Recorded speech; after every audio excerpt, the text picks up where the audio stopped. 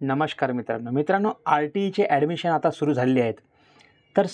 तर त्यासाठी online application कसं करायचं, त्यासाठी वयोमर्यादा काय आहे, कोणकोणते डॉक्युमेंट लागतील, त्यानंतर ऑनलाईन ॲप्लिकेशन करताना शाळा कशा निवडायच्या याबद्दल सविस्तर माहिती A to Z प्रोसेस या व्हिडिओच्या माध्यमातून मी तुम्हाला शिकवण्याचा प्रयत्न केलेला आहे. तर व्हिडिओ कुठेही स्किप न करता शेवटपर्यंत बघा आणि चॅनलवर नवीन असाल तर चॅनलला सबस्क्राईब जरूर करा, म्हणजे असेच आमचे नवीन व्हिडिओ तुमच्यापर्यंत पोहोचत राहतील. चला तर मित्रांनो, आपल्या कम्प्युटर स्क्रीनवर. तर मित्रांनो, सर्वप्रथम आपल्याला Google Chromeवर जाऊन RTE25 असं सर्च करायचं. त्यामध्ये पहिली जी लिंक दिसेल त्या लिंकवरती आपल्याला क्लिक करून इथे ऑनलाईन ॲप्लिकेशन करण्याअगोदर इथे आपण पाहू शकतो की पालकांकरिता सूचना दिली आहे. तर ही सूचना आपल्याला सविस्तर वाचून घ्यायची आहे. स्टेप बाय स्टेप एकूण 15 पॉईंट त्यांनी आपल्याला वाचण्यासाठी दिलेले आहेत. तर हे टोटल 15 पॉईंट वाचल्यानंतर याच व्हिडिओमध्ये मी तुम्हाला सविस्तर माहिती देणार आहे मित्रांनो, कारण हा व्हिडिओ बघितल्यानंतर तुम्हाला दुसरा कुठला व्हिडिओ बघण्याची आवश्यकता भासणारच नाही.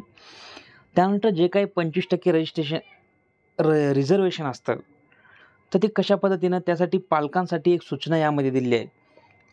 सूचना म्हणजे काय की मी कुठल्याही प्रकारचा फ्रॉड करणार नाही किंवा कुठलीही जन्मतारीख ॲड करणार नाही किंवा कुठलं लोकेशन चेंज करणार नाही वगैरे वगैरे.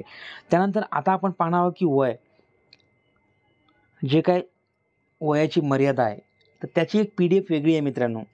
तर त्याची एक PDF मी तुम्हाला इथे ओपन करून दाखवणार. इथे थोडंसं स्क्रोल डाऊन केल्यानंतर इथे आपण खाली पाहू शकतो.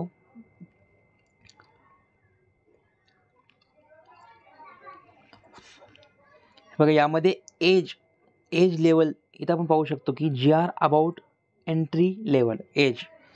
तर यामध्ये आपल्याला लास्ट 23-24 नाही, 24-25चं एक नोटिफिकेशन घ्यायचं आहे.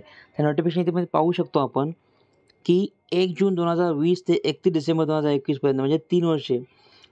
तर रोजीचे प्रमाण जर दिलं तर इथे play group, nursery, junior KG, senior KG आणि इयत्ता पहिली. मित्रांनो, इयत्ता पहिलीसाठी 1 जुलै 2017 ते डिसेंबर 2018 पर्यंतच्या मधील विद्यार्थी हा पहिलीसाठी कार्यरत राहील. तर ऑनलाईन ॲप्लिकेशन या ऑप्शनवरती क्लिक केल्यानंतर न्यू रजिस्ट्रेशन या ऑप्शनवरती क्लिक करा. आता रजिस्ट्रेशन कसं करायचं, त्यासाठी ऑनलाईन ॲप्लिकेशन कसं करायचं सविस्तर माहिती मला देणार आहे. तर सर्वप्रथम आपल्याला आपला जिल्हा निवडायचा आहे. जिल्हा निवडल्यानंतर त्या विद्यार्थ्याचं लास्ट नेम इथे खाली वाचत जा मित्रांनो.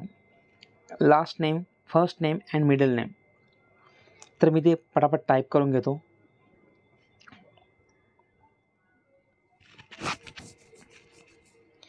इथे चाइल्ड डिसेबिलिटी, अपंग वगैरे असेल तर येस करा, अन्यथा नो करा. त्यानंतर त्या विद्यार्थ्याच्या, म्हणजे ज्या मुलाचा आपण फॉर्म भरत आहे, त्याची आधार कार्डवर किंवा जन्मनोंदवर जे काही डेट असेल ते इथे टाईप करून घ्या. शक्यतो आधार कार्डावरची टाका मित्रांनो, म्हणजे पुढे चालून अडचणी निर्माण होणार नाहीत.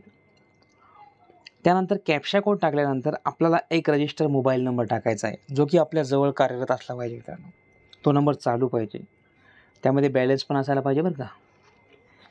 तर ठीक आहे, रजिस्टर या ऑप्शनवरती क्लिक केल्यानंतर वर आपण पाहू शकतो की एक नंबर आपल्याला भेटलेला आहे.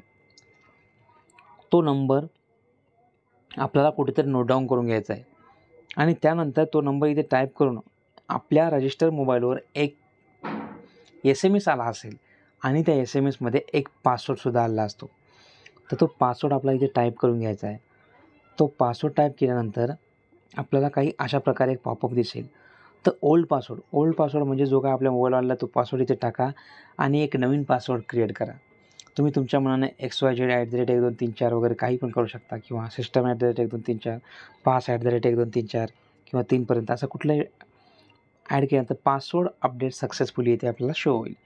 त्यानंतर आपला तो रजिस्ट्रेशन नंबर आणि जो काय आपण क्रिएट केलेला पासवर्ड आहे तो पासवर्ड टाकून कॅप्शा कोड टाकून इथे सिम्पली आपण लॉग इन करून घेऊयात.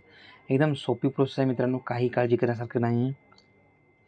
त्यानंतर इथे मी आता सिम्पली लॉग इन करून घेतो. लॉग इन केल्यानंतर काही अशा प्रकारे आपल्याला इंटरफेस दिसेल. तर यामध्ये आपल्याला स्टेप बाय स्टेप एकूण 3 ते 4 स्टेप आपल्याला इथे कंप्लीट करायचे आहेत. तर ते कशा पद्धतीने कंप्लीट करायच्या. फॉर्म थोडासा मोठा आहे मित्रांनो, व्हिडिओ पण त्या पद्धतीने थोडासा मोठा झालेला आहे, पण काळजीपूर्वक वाचून भरा. आता पहिल्या चाइल्ड नेममध्ये ऑलरेडी आपण रजिस्ट्रेशनमध्ये केलेलं आहे, त्यामुळे आलेलं आहे. त्यानंतर आपलं मराठी नाव. मित्रांनो, वेबसाईट थोडीशी स्लो असल्यामुळं, नाहीतर ऑटोमॅटिक आपलं नाव येईल. मित्रांनो, हा एक वेबसाईटचा प्रॉब्लेम आहे. नाहीतर पुढे जसं जसं तुम्ही फॉर्म भरत असाल ऑटोमॅटिक हे नाव तुम्हाला शो झालेलं इथं दिसेल, म्हणजेच मराठीमध्ये नाव येईल.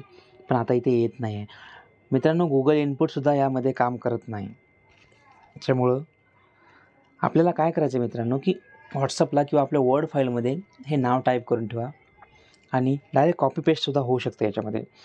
तर इथे मदर नेम टाकून घ्या. त्यानंतर वडिलाचं पूर्ण नाव, मदरचं पूर्ण नाव हे टाकल्यानंतर इथं आपण पाहू शकतो 6 वर्ष 6 महिने 16 दिवस त्या विद्यार्थ्याला झाले आहेत. इथे जेंडर सिलेक्ट करा. त्यानंतर इथे घर क्रमांक, स्ट्रीम नेम म्हणजे जो काय आपलं लोकेशन आहे, विडू जे आमच्या गावाचं नाव आहे ते, त्यानंतर तालुका, त्यानंतर परत विलेज नेम आणि सिम्पली सेव्ह या ऑप्शनवरती क्लिक करा. सेव्ह या ऑप्शनवरती क्लिक केल्यानंतर आता अतिशय महत्त्वाचा विषय मित्रांनो, यामध्ये आपल्याला एक मॅप ओपन होईल आणि जो काही आपण गाव तिथं टाकलेला आहे त्या गावचा मॅप इथे आपल्याला शो होईल. तर या मॅपमध्ये म्हणजेच या आपल्या गावामध्ये आपल्याला आपलं घर कुठे आहे ते निवडायचं आहे आणि हा जो रेड सिग्नल दिसतोय तुम्हाला, तो रेड सिग्नल त्या घरावरती नेऊन सोडायचा आहे आपल्याला आणि सिम्पली सेव्ह अँड अपडेट या ऑप्शनवरती क्लिक करून घ्यायचं आहे. तर मी तुम्हाला इथे लाईव्ह करून दाखवणार आहे. हे बघा मित्रांनो, त्याला धरून ठेवा आणि कुठेही तुम्ही त्याला घेऊन जाऊ शकता. हे बघा, तर इथे माझं घर आहे, म्हणजे त्या विद्यार्थ्याचा ज्याचा मी फॉर्म भरत आहे आणि ओके या ऑप्शनवरती क्लिक केलं. तर इथे आपण पाहू शकतो की इथे लॅटिट्यूड आणि अँटिट्यूड आपल्याला शो झालेलं दिसते. परत आपला सेव्ह या ऑप्शनवरती क्लिक करून ओके, अपडेट सक्सेसफुल झाल्यानंतर ॲप्लिकेशन या ऑप्शनवरती क्लिक करायचं आहे. आता वयानुसार, जसं की मी तुम्हाला त्या नोटिफिकेशनमध्ये सांगलं आहे मित्रांनो, की वयानुसार कसं, आता या विद्यार्थ्याचं वय म्हणजे 7 वर्षापर्यंत चाललं, तर त्यामुळे इथे फर्स्ट स्टँडर्ड हे आपल्याला शो होईल. तुम्ही जर लहान लेकराचं एखाद्या भरत असाल तर त्यामध्ये आपल्याला प्ले नर्सरी ग्रुप किंवा KG1 KG2 असं काहीतरी पाहायला मिळेल. तर इथे हिंदू अँड जनरल जे काय आपली कास्ट कॅटेगरी आहे ती निवडा. इथे नो राहू द्या. आधार नंबरवर येस करा आणि त्या विद्यार्थ्याचा आधार नंबर टाईप करून घ्या. किंवा मित्रांनो आधार नंबर नसेल तर त्यांचा जो काही UDI नंबर असतो तो पण टाकून घेऊ शकतो. त्यानंतर ॲन्युअल इन्कम हे 1 लाखाच्या आतमध्ये शक्यतो करा मित्रांनो. त्यानंतर खाली काही डॉक्युमेंट दिले आहेत. आधार, ॲड्रेस प्रूफसाठी आपण आधार यूज करू शकतो. इन्कम सर्टिफिकेट कंपल्सरी लागणार आहे आपल्याला आणि बर्थ सर्टिफिकेट हे कंपल्सरी लागणार आहे. आणि सेव्ह या ऑप्शनवरती क्लिक करून घ्या. सेव्ह या ऑप्शनवरती क्लिक केल्यानंतर परत आपण पाहू शकतो या application details save successfully. Then आपल्याला आता स्कूल सिलेक्शन, म्हणजेच आता इथे महत्त्वाचा विषय मित्रांनो, आपल्याला आपल्या शाळा सिलेक्ट करायच्या आहेत.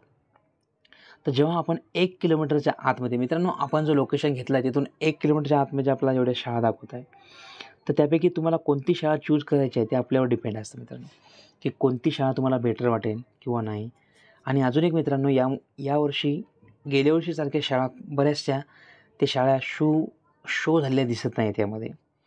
तर इथे मी सेव्ह केल्यानंतर बघा मित्रांनो, विथिन 1 to 3 किलोमीटर स्कूलमध्ये एकही स्कूल इथं अवेलेबल नाही आहे. तर सेव्ह या ऑप्शनवरती क्लिक करतो आणि फर्स्टला तुम्ही जे पाहिलं की विथिन 1 किलोमीटरच्या आतमध्ये मला 3 शाळा भेटल्या आहेत, त्या शाळेवरती मी क्लिक केलं आणि फॉर्म सबमिशन या ऑप्शनवरती क्लिक करा.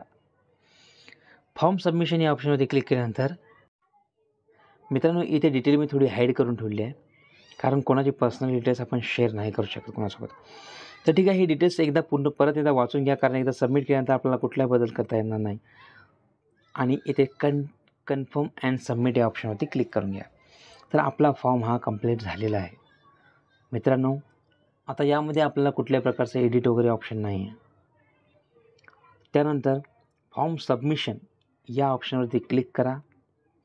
या ऑप्शनवरती क्लिक केल्यानंतर आपल्यापुढे एक PDFचं ऑप्शन येईल. मी तुम्हाला दाखवणार आहे पुढे. इथे तुम्ही पाहू शकता. आता मी सिम्पली इथे फॉर्म सबमिशन या ऑप्शनवरती क्लिक करणार आहे. इथे क्लिक केल्यानंतर हा फॉर्म पूर्ण आलेला आहे आणि इथं जनरेट PDF, म्हणजे हा जो फॉर्म आहे याला PDFमध्ये जनरेट करायचा आहे.